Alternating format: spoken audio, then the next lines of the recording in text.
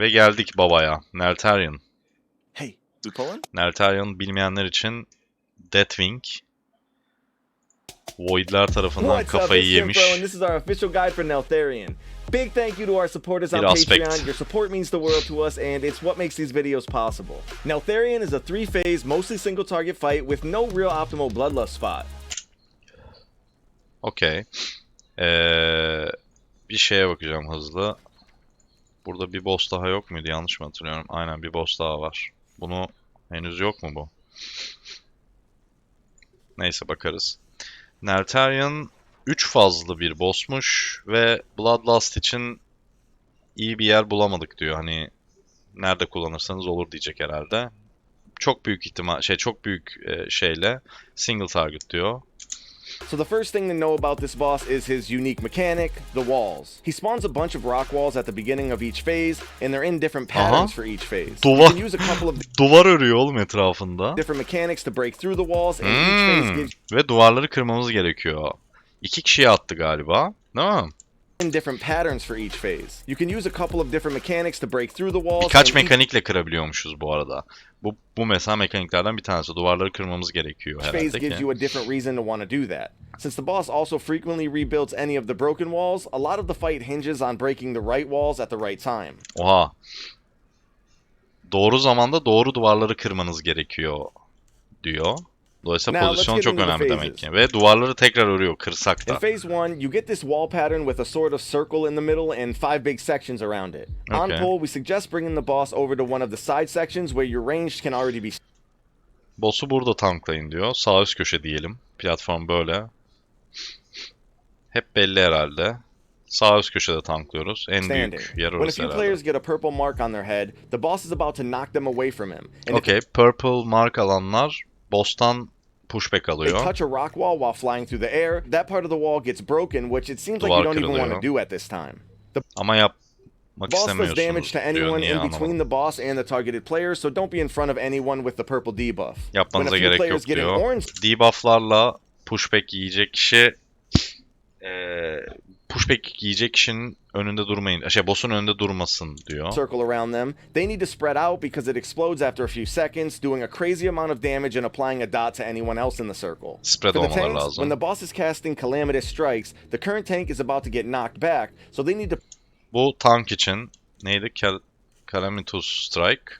Bu da tanka pushback atıyor. O da duvar kırıyor. tanks, when the boss is casting Calamitous Strikes, the current tank is about to get knocked back, so they need to position themselves to get knocked back into a rock wall on the way to another section on the outside of the room. And then the off Başka bir duvarı açmak için oraya pushback pozisyon tank should alması lazım. immediately taunt after the cast because it leaves a big physical vulnerability on the tank. You definitely Okay, physical vulnerability vuruyor. Dolayısıyla off tank'ın direkt want to make tanklaması, sure to break a tanklaması wall with this lazım. mechanic because of what comes right after this cast. The boss Duvar kırmanız lazım diyor. Çünkü bundan sonra gelecek mekanik için diyor.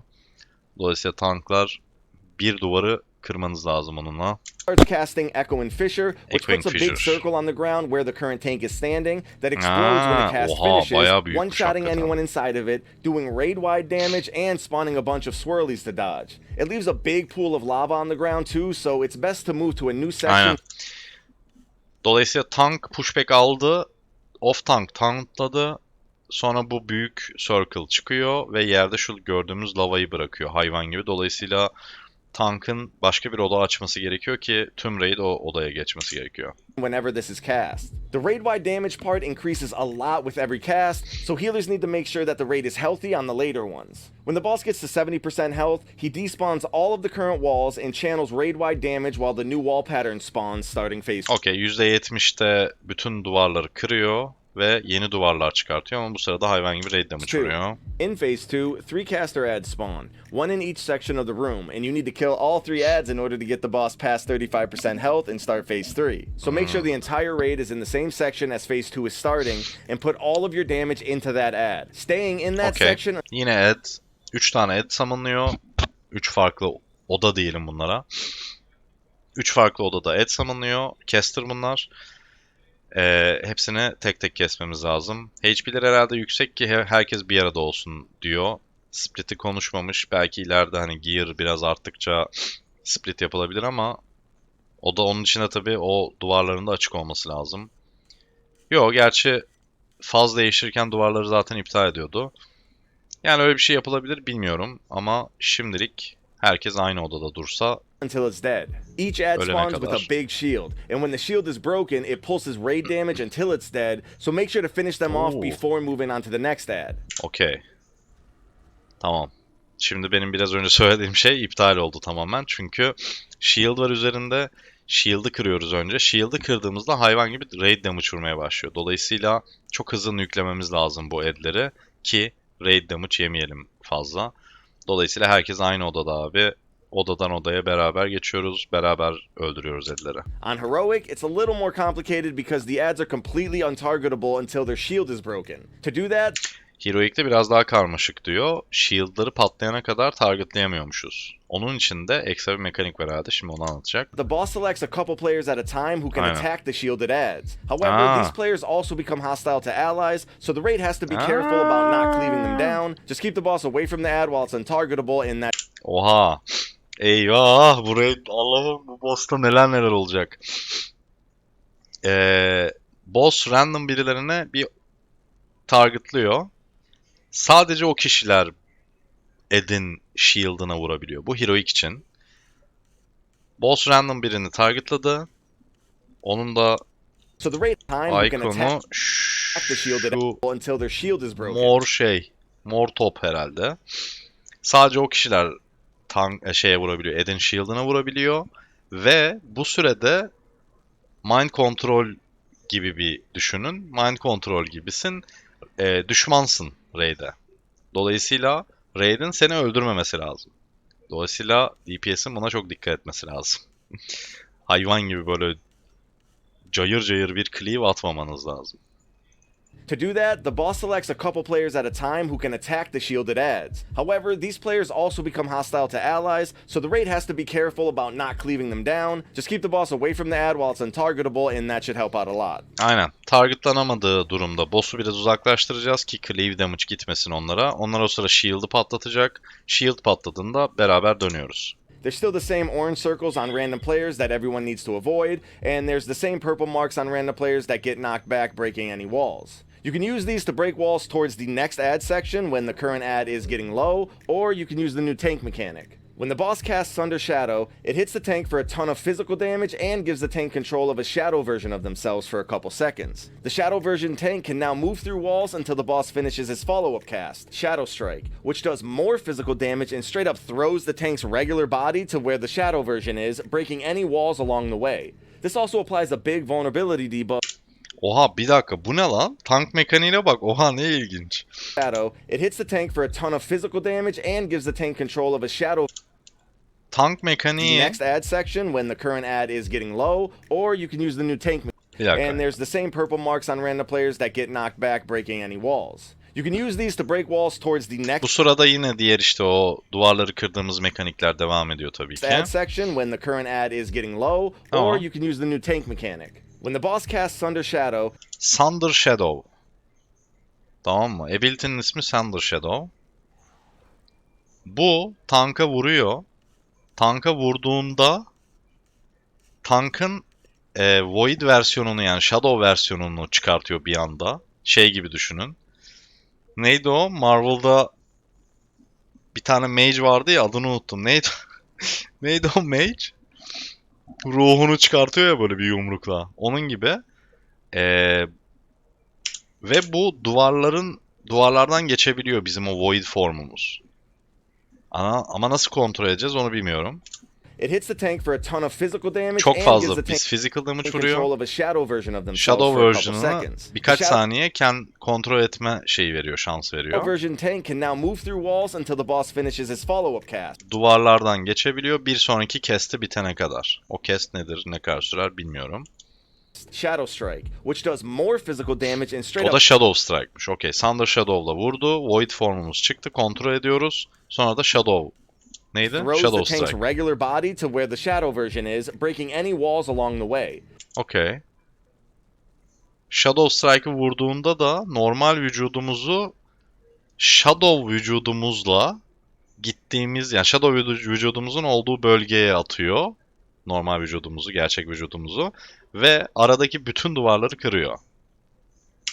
This also applies a big vulnerability debuff, so the off tank should taunt after the follow-up cast. This is probably the preferable way to break the walls you need to break, but either way works. The final thing about this phase is that the boss occasionally casts Umbral Annihilation, which is Umbral Annihilation cast the ediyormuş. raid-wide explosion that increases in Raid-wide damage a lot explosion. every time it's Raid'e vuruyor cast. hayvan This is gibi. the main thing that makes you Herkes want to get out dağıtıyor of this damage'ı. phase quickly. Once you kill all the Dolayısıyla bu ads, fazdan hızlıca çıkmak the istiyorsunuz boss ya. starts phase 3. Quick disclaimer for this phase, Faz 3 için footage yokmuş. Görüntü yok, o yüzden the fight was bugged in testing, so unfortunately no one Buglıymış. got to test it. This Kimse guide will be test updated when we edememiş, get footage klasik. of it, but for now, here's what we can tell you from the Dungeon Journal. It seems like the main thing to focus on in this phase is surviving his raid-wide one-shot cast. Raid-wide one shot cast'i varmış. Bundan kurtulmaya çalışacağız. Sundered reality near players. Okay. Raid-wide one shot mekaniği var. In destruction. The only way to survive it is by standing in portals that the boss spawns. And Boss Sundered reality spawnlıyor.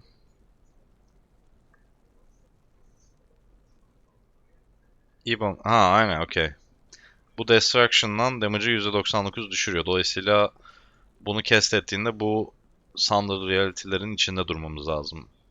Neye benziyor bilmiyoruz tabii şu he an. spawns the portals by consuming nearby rock walls. So keep the boss near some of the rock walls so that he can spawn portals, and when he casts Ebon Destruction, everyone needs to move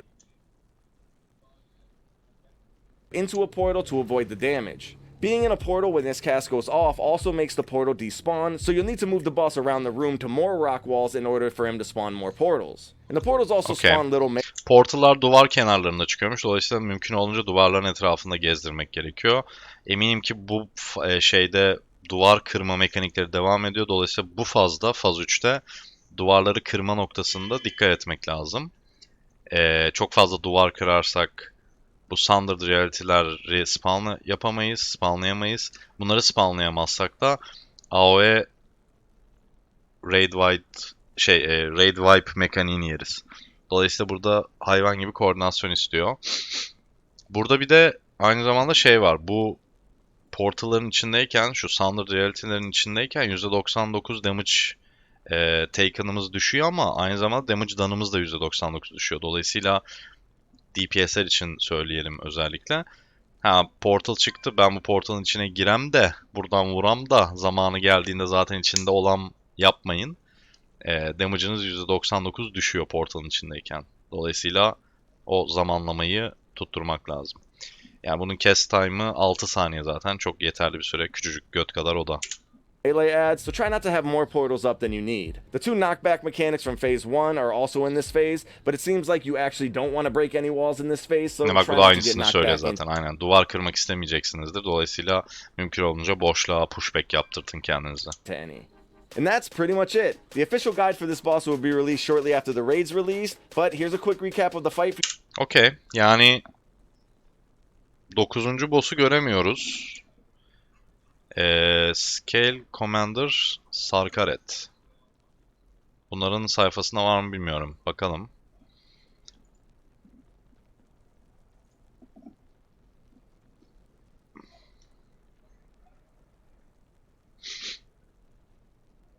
No. Yok. Scale Commander. Scale Commander Sarkaret. Guide. Desek.